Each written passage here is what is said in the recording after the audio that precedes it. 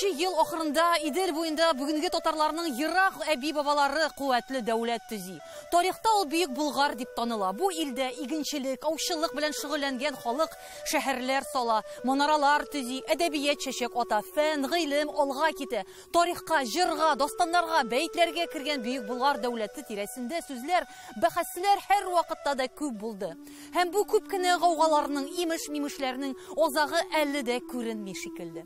Әйберләрнең яңасы яхшы булса да килгән, бераз таушалган, ямау салынган шикмәнең кебек, тарихының искесе яхшырак. Чөнки әллә кайчаннан без барыбыз да өйрәнгән, белгән, инанган мирасыбыздан, байлыгыбыздан замана ширләренә ияреп, ваемсызлыкка бирелеп читтә калу халыкның җан зиннәтенә хафа салыр.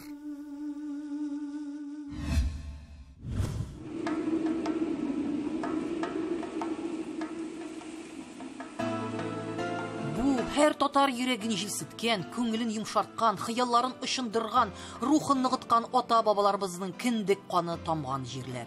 Бөек Булгарның дөньяга таралган телләрдән өзелмәгән һәр нәсел нәсәбенең башыннан кичкән җәбер зулымнары, үзәгеннән үткән язмыш ачысы ничә буын оныгына җиткәндер. Аның тарихы кебек шундый ук чын да, якын да, тирән мәгънәле дә, үтә кадерле дә тарихыбыз кайда тагын бар. Аны күпме генә бутап, чыгына быргалап бетереп карамадылар, булдырмадылар. Башта юма читән үреп карасыннар, сүтеп яксыннар, безнең кебек әле була алсыннар. Бу тарихыбызны дәүрләр гәрәбәсенә кат-кат төс-төс тизгәч, күңел яктырырлык дөнья күгендә мәңгелек гыйлем кояшы балкыды. Шул алтынлыкта күрдерсендә. Менә касагы аның нигезе дөп сымаклы, аннан менә 8 сымаклы, гаиләне инде, кисләр белән инде, һәм моннан ичкияктан ула пирамида, иштән ула купол. Болгарда бүгенге көнгә кадәр сакланган тарихи һәйкәлләрнең күпчелеге ул таш төрбәләр. 15 һәйкәлнең 11-е Болгар шәһәре аксөякләренең мәңгелеккә сыенган урыны. Төрбәләренең кем хөрмәтенә куелганлыгы тарихчыларга мәгълүм түгел. Шулай да бу олы тарих табышмаган галимнәр берникадәр шише алганнар. Булгарның Көнчыгыш төрбәсендә үткәрелгән казу вакытында Бураш бәкнең 1291 елда вафат булган кызы Сабаралтиның гаять матур язулы 3 метр озынлыктагы кабер ташының табылуы, бәлкем гүр иясе һәм төрбә хуҗасы нәкъ бу нәсел вәкиле булгандыр дигән фикергә этәрә. Ни өчен шундый менә бу мавзолейлар күп булган? Нәрсә әйтәсез, 15 һәйкәлнең 11-е мавзолей булырга мөмкин дип. Тормыш дәвам итә. Ул бит инде теге ана кабы ташланган теге дәрефәнәдән дәлбакай хатыл дип. Янәсе тормыштан мәңгелек тормышка күчте. Чөнки менә үлем ул мөселманнар белән инде ул түгел. Шуңа күрә эшләп куялар инде. Шуңа күрә кеше яши агачта мәңгелек юк инде ул эшлек таштан. Һәйкәлләрне тикшерү башлагач инде. Хәбир һәйкәлнең кырлары казалды. Һәммәне хәлбәсенә тартып бирелде. Һәм тартып буенча безнең менә бөтен соклап алган һәйкәлләребез, алар 13-нче йөзнең 60-нчы елларда һәм 14-нче гасырның 70-нче еллары. Менә шу шөртендә. Бөек Булгарның җиргә сиңгән хәрабәләреннән, эзләп табылган ярчыкларыннан, яна үсеп чыккан һәр ташыннан безгә тарих дәшә. Шәһри Булгарда 200-гә якын язулы таш табылды. Шуларның иң борынгысы 1270 елга, соңгысы 1350 елга карый. Гәрәп Булгар татар телендә ташка уелып язылган бу язмалар Алтын Урда чорының иң үтемле мирасларыннан санала. Беренче елда Аллага багышланган сүзләр булган. Ул һәр вакыт исән, ул бер качан да үлмәс, ул үлемсез. Икенче елда үлгән кешенең исеме һәм аның шәҗәрәсе язылган. Шулай ук кайбер кабер ташларда титуллар язылган булган. Шәк, Бәк, Мирза, Хуҗа, аларның кызлары я уллары. Кабер ташлары алгы яктан гына язып шикләнмәгән, шулай ук ян яктан да язылган булган. Менә бу кабер ташлар бердән-бер язма чыганак буларак хезмәт итә, шушы Болгар чорыннан калган. Бөек Болгар җирлегендә чәчәк аткан Алтын Урда дәүләте кыска гына вакыт эчендә шәһәрләр дәүләтенә әверелә. Галимнәрнең исәпләвенә караганда Алтын Урда дәверендә караган 140-тан артык шәһәр урыннары мәгълүм. Һәм татар халкының тирән эзләре еракка барып тоташа. Борынгы ата-бабаларыбыз күпләп яшәгән Урта Идел һәм Урал буйларында да тарихи этник процесслар 12нче гасырлардан алып бүгенгечә кадәр сакланган кабер ташлары язмаларында һәм тарихи һәйкәлләрдә тарихчылар тарафыннан өйрәнелеп, кире кагып булмаслык дәрәҗәдә раслана. Единая власть на этой территории, единые установки, а с 1300, с начала XIV века и, значит, был принят ислам официально на государственном уровне на этой территории. То есть в рамках одного государства архитектура развивалась в разных точках этого государства практически под одним управлением. Вы понимаете, что, значит, типология архитектурных сооружений переносилась на эти территории, значит, очень точно. Алтын Урда чорында олуг затларның кабере өстенә төрбәләр төзелүе мәгълүм. Бу чорда төрбәләр барысы да диярлек шәрык архитектурасы үрнәгендә салынган. Үлчәмнәре һәм төзелеше буенча Урта Азия корылмаларына тартым, әмма төзелеш материалларына килгәндә бер никадәр аерма бар.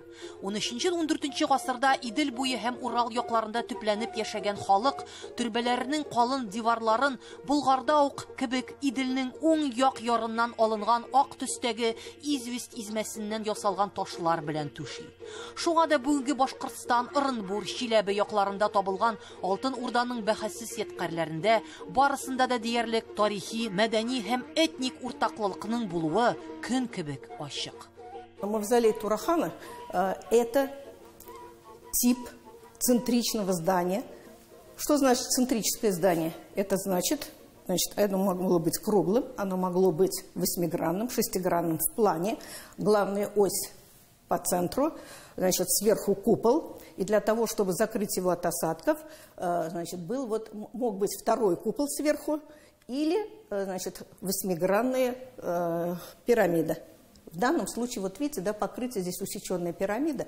И обычно вход в мавзолей, он, значит, выявлялся вот таким вот порталом, обычно перекрывался полукруглый цилиндрическим сводом, и вот такой тип был распространен на всей территории Золотой Орды.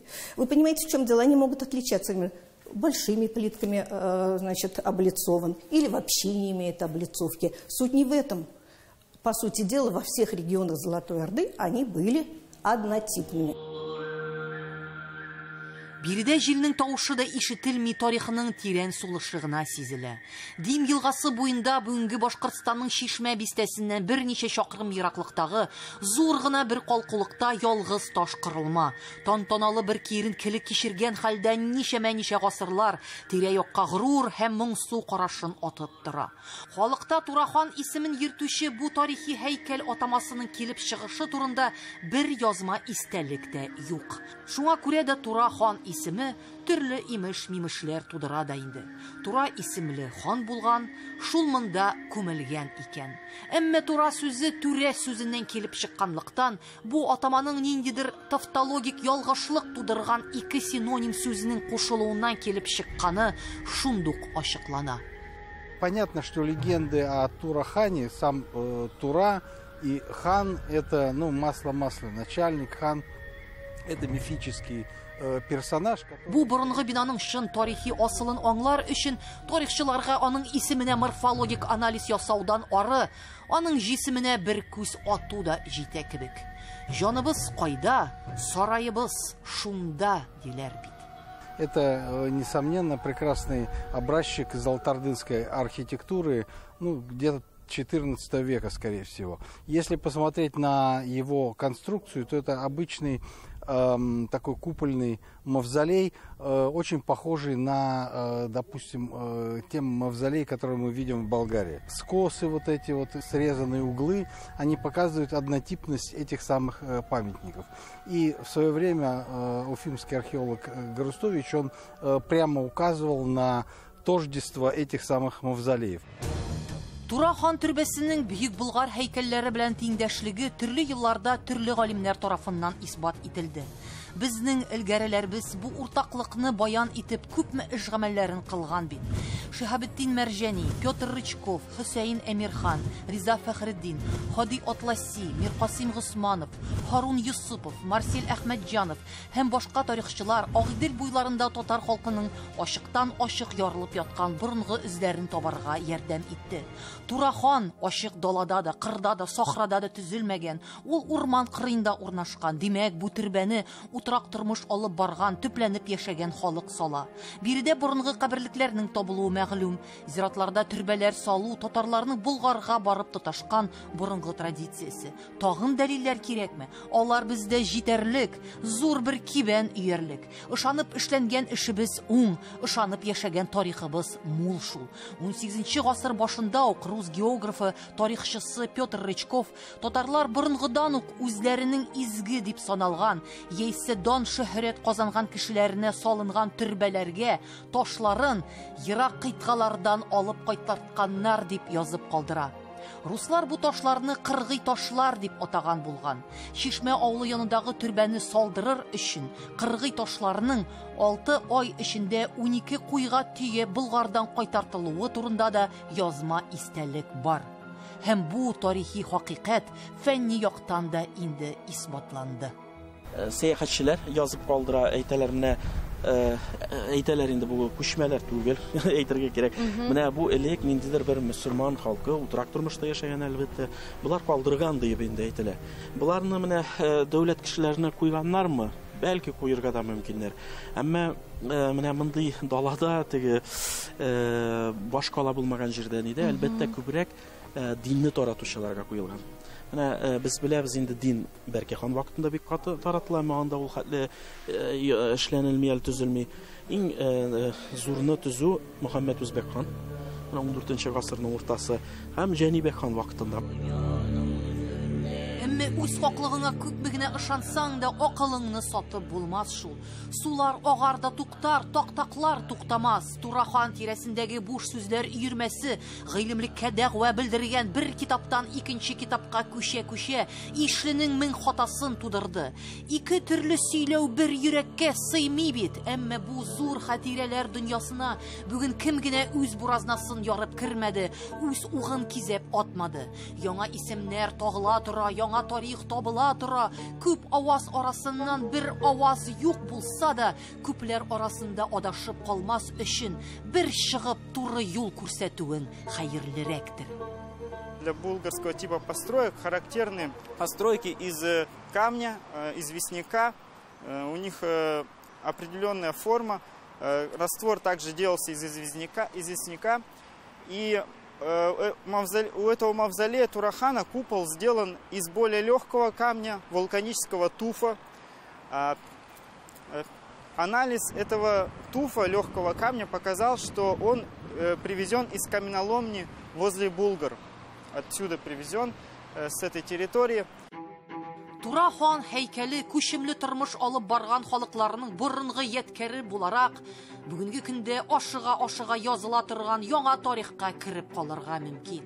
Шишмә районында яңа музей комплексын тудыру идеясе төрле төбәкләрдә яшәүче тарихчылар тарафыннан бик тә сәерсенеп һәм дә шомланып кабул ителде. Бер караганда Евразия күчмә цивилизацияләр музее ул зур мактауга лаек булган проект. Эше фәрман, сүзе тимер толкы була күрсен, аның тәрбия ягыннан да, мәдәни яктан да мөһимлеге бәхәссез. Әмма тарихи яктан карасаң, тамагы җитсә дә, табагы җитмәгән шул. Бу музейның үзәген тәшкил итәчәк Тура хан һәйкәленә кем хөкемче? Көчсез калып изилгәнче, көчәнеп булса да хаклыкны әйтү дөресрәк булыр. Бу якларда инде ничә гасыр яшәгән халыкның бу мирасына булган турыдан-туры катнашы, бу зурлап тотынган эшләрдә чагылыр микән? Сорау зурдан. Башта мең акыл булганда, дөресен ишеттерергә бер авыз да җитә. И в те времена, и сегодня это была территория лесостепная, это территория оседлых народов, которые занимались земледелием.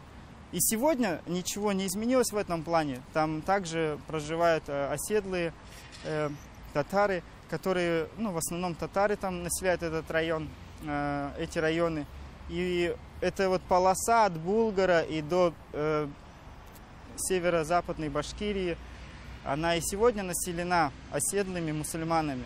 Поэтому тут будет явный исторический подлог. Евразия икән, бу музейда тупланырга тиеш материаллар Монголиядан да, безнең Россиянең башлап менә Саян Алтай тирәләреннән шул үзебезнең Азов, Кара диңгез, Каспий диңгезе буйларында яшәгән халыкларны кертеп, аннан соң инде Карпатка кадәр Венгрия территориясына кертеп, Болгария территориясына кертеп. Менә материалны ничек тупларлар икән. Бу күчмә халыклар цивилизациясе. Әмма күчмә халыкларда мавзолейлар төзү булмаган инде таштан. Әмма шуңа күрә бу мавзолейларны ул мавзолейның төп ялтырауыклы бер экспонаты формасында менә Тырахан төрбәсе тора. Бераз мантыкка сыйып бетми ул.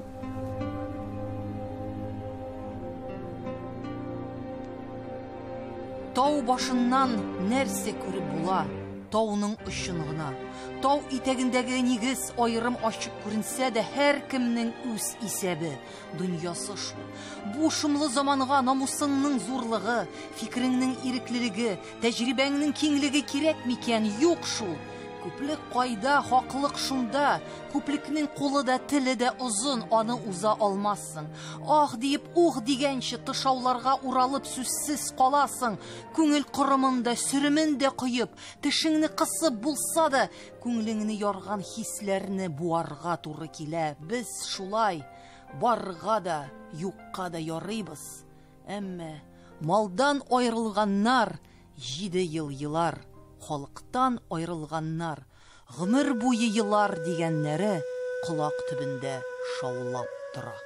Тура хан төрбәсеннән 10 чакрым чамасы ераклыкта Ак Зира дип аталган борынгы җирләрдә 17нче гасыр ахыры 18нче гасыр башына караган берничә таш сакланган. Моннан тыш бу ташлардан ерак түгел 14нче гасыр Алтын Урда татарларыннан калган игзәк сыңары кебек Болгар төрбәләренә охшаш Хөсәен Бәк төрбәсе булуы да мәгълүм. Бу охшашлык тагын да ачыграк булыр иде дә 20нче гасыр башында һәйкәлнең түбәсе ишелеп, ул гөмбәз рәвешендә салдырыла. Әлеге зиратны башлап җибәргән Хөсәен Бәк төрбәсе турында кайбер кайнар хәбәрләр тарихта 19нчы гасырдан бирле языла килә. Имеш, бу ташлар Аксак Тимернең гаскәр башлыкларына куелган дигән риваят тә йөри. Әмма узган гасырның урталарында данлыклы тарихчыбыз Харун Юсупов Хөсәен Бәк ташының язу үзенчәлекләренә игътибар итеп, аларның башка татар истәлекләреннән бер дә аерылмавын күрсәтә. Язылган текстларны укыгач Аксак Тимер белән дә, аның сакчылары, яугирләре белән дә бернинди дә якынлык булмавы ачыклана. Чөнки 11 кабер ташы арасында хатын-кызларга куелган ташлар да табыла. Шундый исемнәр ачыклана: Мөхәммәд Акчура, Сөембикә, Юкәбикә, Шалтыкбай, Артыкай. 2001 елда атаклы галимебез Марсель ага Әхмәтҗанов Чишмә районында уздырган гыйльми экспедиция вакытында да бу тарихи мәгълүматларны яна дәлилләп, фәнни китап язып чыга. Башкорт коллегаларда инде бу без башкорт кабиләсе ул дип бәхәсләшәләр. Ләкин инде аларга инде мин Марсель абыйның китапларын укып чыксалар, инде күп нәрсә аңларлар иде дип уйлыйм. Кызганычка каршы, ул китапларны укучы сирәк укымыйлар, чөнки ул татар телендә язылган. Татар телендә булгач инде рус коллегаларыбыз аңламый, башкорт коллегаларыбыз аны керә алмый. Хәтта татар тарихчыларының да яртысы татар телен белмәү сәбәпле ул китапларны аңлый алмый. Менә шул китаплардан да барысы да испатланган. Башкортстанның көнбатышында күпләгән эпиграфик язмалар Татарстанда табылган татар кабер ташларындагы истәлекләренә 2 тамчы су кебек охшаш. Үзләренең архитектура декоратив бизәлеше, тел материаллары ягыннан этне, арча, балтачта куелган борынгы кабер ташларыннан берничек тә аерылмый. Бу охшашлыкны фақат бер әйбер белән генә татарлар сибелеп яшәгән бар төбәкләрдә бер үк этник тамырларының ятуы белән генә аңлатып була. Менә безнең Казан артында 17нче гасыр кабер ташларын алсак һәм чагыштырып карасак, менә тәңгәл килә бөтенесе дә. бүтін формасы да, язу стилі де, аның язу манерасы, язу бүтін хәтта сүзләре дә туры килә. Шулык сүзләр, шулык Коръан аятлары, шулык хәдисләр китерелгән, һәм шулык формада вафат булушы хакында мәгълүмат бирелгән. Ахырдан әләндә ирәннәрдән дуга өмет дигән сүзләр бар. Ягъни кешеләрдән инде дуга өмет итү өчен шушы ташны ясадык дигән сүзләр бар. Менә бу сүзләрдә Казан артындагы чорык, Арча районы, Әтнә районы кебек җирлекләрдә сакланган кабер ташлары да шулык сүзләр, һәм менә шушы Чишмә зиратында да шулык сүзләр урын алган. Бу нәрсәне аңлата? Димәк, бу татар кабер ташлары татардан килә. Аның теле дә татар телендә. Әмма итәк кисеп җиң чыгаручылар бездә дә әле җитәрлек. Төрле авторларның тамырдан ялгыш төрледән-төрле тарихи концепцияләре, тарихта булган саташулар, тарихи инкар итүләр, бузып язулар, яла ягулар бердәм тарихның нигезен какшата. Гомумән, тарих дигән бөек фәннең асылын җиргә күмә, җилгә очыра, юкка чыгара. Менә башта Марсель абый аны татар мирасы дип әйтте. Менә 2014 елда ул инде уртак мираска әйләнде, төрки мираска әйләнде. Һәм менә 2017 елда башкорт коллегаларыбыз анда тагын барып өйрәнә, һәм алар инде ул мирасны башкортка әйләндерәләр. Бу башкорт мирасы дип тәкъдим итәләр. Это был единый культурный ареал. Булгары и территория Беловолжья.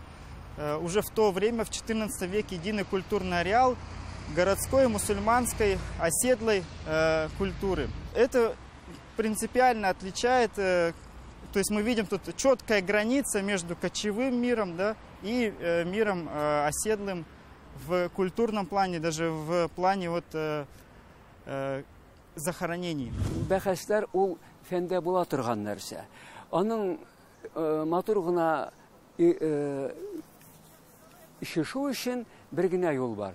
Бергә эшләргә кирәк, галимнәр. Менә безнең бит шуашлар белән дә төрле бәхәсләр туып тора, әйме, алар белән без әкрен генә, матур гына эшли башладык инде. Бер-беребезне аңлый башладык.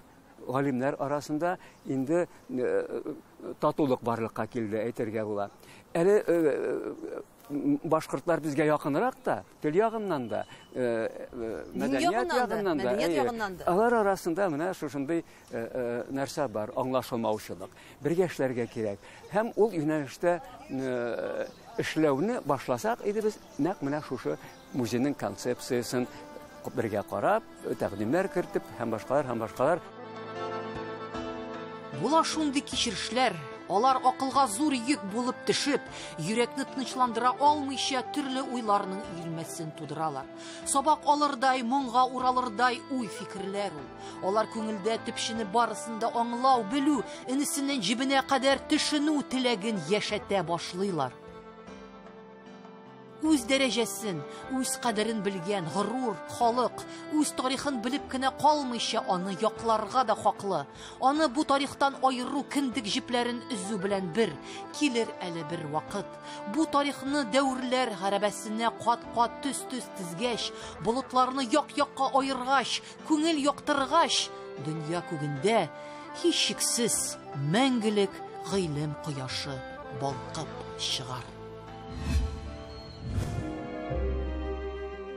Иртә таң беленер-беленмәстә Аксак Тимер бүтән явын күтәреп хәрабәләргә әверелгән Бөек Булгардан качып киткәндә ашыгып китте. Аның яу артыннан күтәрелгән тузан ярты күкне каплады. Булгар каласының анда-санда исән калган манаралары, көл, мәет, кисәү арасында шашып йөрүче бер өер бәндәләрнең каргыш авазлары әле озак көннәр, озак еллар колагында яңгырар.